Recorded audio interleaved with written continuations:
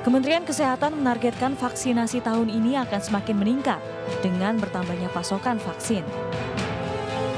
Bagaimana cara melakukan strategi untuk mencapai suntikan 500.000 per hari adalah melakukan vaksinasi massal yang sudah kita kerjakan dengan menggandeng beberapa stakeholder, beberapa asosiasi pemerintah, kemudian beberapa elemen masyarakat seperti alumni, seperti sekolah, seperti perkumpulan dan sebagainya.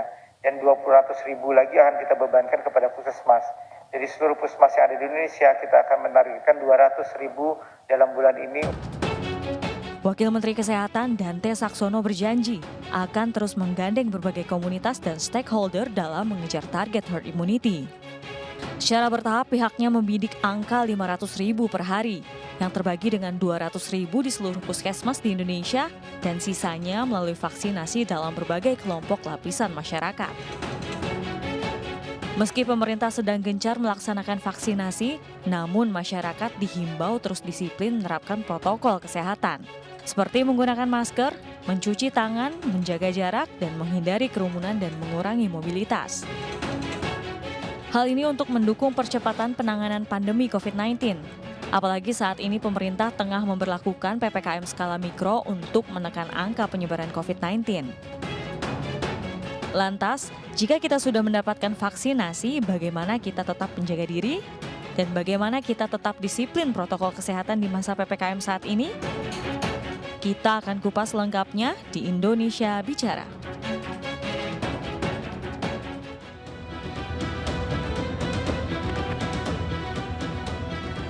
Baik, pemirsa, pemerintah melalui Kementerian Kesehatan optimis jalannya vaksinasi akan sesuai dengan target Presiden Joko Widodo yang meminta vaksinasi 181,5 juta penduduk Indonesia rampung dalam 15 bulan. Hal ini guna menciptakan herd immunity dan kekebalan kelompok terhadap virus COVID-19. Sementara itu, pemberlakuan pembatasan kegiatan masyarakat skala mikro terus digencarkan pemerintah. Dan saya Herjuno Syaputra, kita akan berbincang lebih jauh terkait jangan lega setelah vaksin di Indonesia Bicara hari ini, dan di awal segmen kita akan bergabung melalui sambungan Zoom call dengan Pak Deddy Arahim, Wakil Wali Kota Bogor yang sudah ada bersama kita untuk Indonesia Bicara. Pak Deddy, Assalamualaikum. Waalaikumsalam, Mas. Ya, apa kabar Pak? Sehat? Alhamdulillah, Mas. Alhamdulillah ya. Ini hari weekend tapi tetap kerja ya Pak? Tetap beraktivitas ya? Ya, kebetulan ada kegiatan. Iya. Baik, Pak Deddy, kita berbincang mengenai pasca vaksin, dan kita tahu juga Bogor ini juga salah satu wilayah penyangga ibu kota yang punya peraturan beberapa waktu lalu terkait ganjil genap. Lalu sekarang kabarnya gagennya sudah ditiadakan ya Pak, atau seperti apa Pak? Ya, untuk sementara kita tiadakan, karena memang setelah kita lakukan 3 kali ya ganjil genap. 3 kali? Selama bulan Februari sampai bulan Maret ya. Ternyata memang ada tekanan di ekonomi. Jadi masyarakat ada khususnya kalangan bisnis tentu meminta juga ada sedikit kelonggaran lah agar tidak terlalu tertekan. Jadi meskipun kita sudah laksanakan secara ketat, tapi ternyata juga ada dampak di ekonomi. Tetapi alhamdulillah memang dampak kesehatannya lebih baik. Baik. Lalu kenapa kita tahu memang untuk saat ini kasus sedikit melandai seperti itu di seluruh Indonesia, dan ini juga berkat banyak sekali kebijakan, termasuk kalau untuk Bogor sendiri dengan ganjil genapnya yang beberapa waktu lalu yang sempat diperketat. Nah, kalau sekarang walaupun ya kondisinya tidak bisa dibilang semerta-merta aman seperti itu Pak, kenapa untuk weekend ini atau pekan ini ganjil genapnya ditiadakan, padahal kita tahu ini long weekend loh Pak. Hari ini Kamis libur, lalu disambung Jumat, Sabtu, Minggu, kan ini kemungkinan mobilitas orang apalagi untuk ke Bogor kuliner atau berwisata bisa sangat tinggi Pak. Ya memang kita menyesuaikan ya. Kemarin kan sudah ada surat tentang pencabutan cuti ya. Cuti bersama sudah tidak ada lagi di akhir minggu ini, tanggal 12 ya. Artinya memang pemerintah juga sudah memikirkan bagaimana langkah-langkah pencegahan di luar pembatasan yang sifatnya masif seperti kemarin yang kita lakukan dengan ganjil genap. Dan kemudian sudah kita pastikan yang kedua adalah melarang seluruh ASN untuk melakukan kegiatan cuti maupun kegiatan di luar kota. Jadi dua kegiatan ini paling tidak bisa mengurangi lah dalam asumsi kita. Kemudian yang ketiga, sudah muncul kesadaran tinggi dari masyarakat untuk tetap melaksanakan protokol kesehatan secara ketat, ditambah proses-proses pelaksanaan vaksinasi yang kemudian lebih masif ya di akhir-akhir minggu ini, sehingga kita harapkan tentu risikonya makin kecil untuk akhir weekend ini. Oke. Kalau untuk angka sendiri Pak di Bogor sendiri, Kota Bogor, Anda punya data terbaru bagaimana Pak terkait penyebaran COVID? Apakah memang melandai gitu? Karena kita tahu secara nasional juga memang angkanya mulai turun gitu. Untuk Bogor sendiri, update-nya seperti apa? Jadi salah satu pertimbangan kita menyelenggarakan genap dan ganjil adalah pada saat posisi tertinggi tanggal 16 Februari kemarin, Baik. di mana dalam satu hari ada 189 orang yang terkonfirmasi terpapar COVID. Nah, jadi hari-hari itu kisarannya antara 150 sampai 180. Nah, kemudian kita laksanakan kegiatan genap dan ganjil. Oke. Dan kemudian kita akhirnya mendapatkan satu hasil yang lumayan baik ya, di mana saat ini semua kasus itu rata-rata di bawah 100 kasus per hari. Di bawah 100? Hari, iya, di bawah 100. Baik. Oke, berarti ada tren tadi menurun ya Pak ya, seiring dengan angka memang nasional juga seperti itu. Iya, Oke. betul. Jadi itulah yang kita lihat. Sekarang bahkan kisarannya antara 50 sampai 70. Nah, Baik. jadi meskipun untuk penuhnya aman, tetapi karena trennya menurun, kita coba kombinasikan dengan langkah untuk membuat ekonomi lebih hidup. Ya, karena kita tahu ini pertimbangan ekonomi juga lagi-lagi harus kita lihat bersama ya Pak, karena semerta-merta kita tahu ada banyak sekali yang hidupnya untuk saat ini terganggu dalam hal tadi ekonomi terkait tadi pedagang juga konsumen dan banyak pihak. Nah, kalau bicara weekend ini Pak, kita tahu Kamis libur Isra Miraj, Jumat juga ya mungkin sebagian libur, lalu Sabtu Minggu. Antisipasi seperti apa Pak? Karena kita ya tidak menutup kemungkinan, siapa tahu Pak, long weekend ini akan berdampak kembali lagi buruk.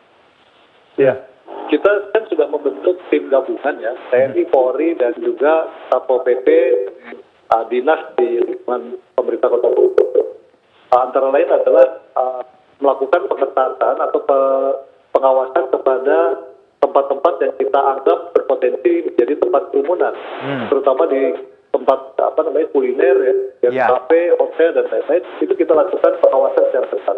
Bahkan kemarin kita tambah satu tim ya, namanya tim Warlab dari Pemuda Pramuka juga untuk melakukan monitoring apabila ada kira-kira ada potensi pengumpulan massa atau misalnya terjadi potensi terjadi kerumunan yang bisa menimbulkan permasalahan baru. Ini sudah kita tutup lagi. Baik, jadi memang pengetatan tadi. Kalau untuk pelaku usaha sendiri Pak, kita tahu kan Bogor nih tadi Anda menyebutkan bahwa ada kuliner, tempat-tempat wisata. Pelaku usaha sendiri anjurannya seperti apa Pak? Ya tetap, jadi aturan yang sudah kita berikan terkait dengan tempat-tempat wisata, pasti ada tempat wisata yang memang mensyaratkan bahwa setiap pengunjung itu membawa surat hasil rapid test antigen. Kemudian kedua kapasitas tampung ya juga masih 50%. Jam malam sampai jam berapa Pak kalau tutup? Kalau untuk resto, kafe jam 21.00. Baik. Ya. Boleh diulangi Pak, jam berapa tadi? Ya, untuk resto, kafe, ya itu sampai jam 21.00. 21.00. Oke. Kapasitas 70%. Nah, itu yang kita berlakukan terus. Untuk beberapa tempat wisata, kami memperlakukan rapid antigen. Baik. Yang harus ditunjukkan tugas di lapangan. Jadi peraturan tadi harus ditaati ya Pak untuk pelaku usaha ya.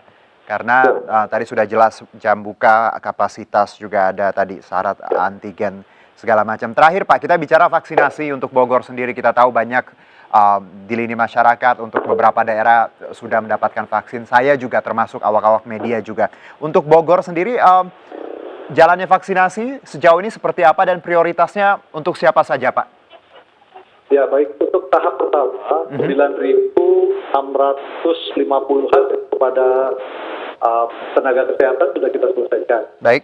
Kemudian tahap 2 ada lagi kurang lebih 29.000 vial ya, yang nantinya akan disuntikan kepada ASN ya, TNI dan Polri. Kemudian tugas yang memang bersentuhan langsung dengan masyarakat, termasuk beberapa perwakilan ya dari komunitas, kemudian juga dari kelompok-kelompok tertentu ya, kelompok keagamaan, tokoh agama itu sudah kita lakukan secara lebih massal. Akan tetapi begini Mas, Kota Bogor ini kan punya target seluruh warga kurang lebih 800.000 orang yang disuntik vaksin. Nah bayangkan, kita punya waktu sampai dengan 31 Desember itu 8 bulan. Artinya dalam satu bulan yang harus kita suntik ada 100.000 orang. Baik. Nah kalau kita bagi satu bulan itu 25 hari, maka kurang lebih sehari itu harus disuntik 4.000 orang. Nah kemudian kan suntik vaksin ini ada 2 kali. Ya.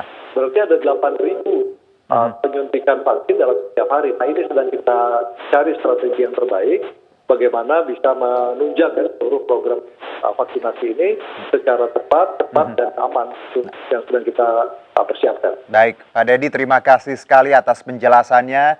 Semoga targetnya untuk 800.000 warga Bogor kita bisa tadi bersama-sama menuntaskan target dan juga tetap menjaga protokol kesehatan ya Pak ya, walaupun nantinya sudah divaksin, tetap tadi 3M harus kita patuhi. Dan Pak Dedi juga selamat beraktivitas, terima kasih, sehat-sehat Pak Dedi.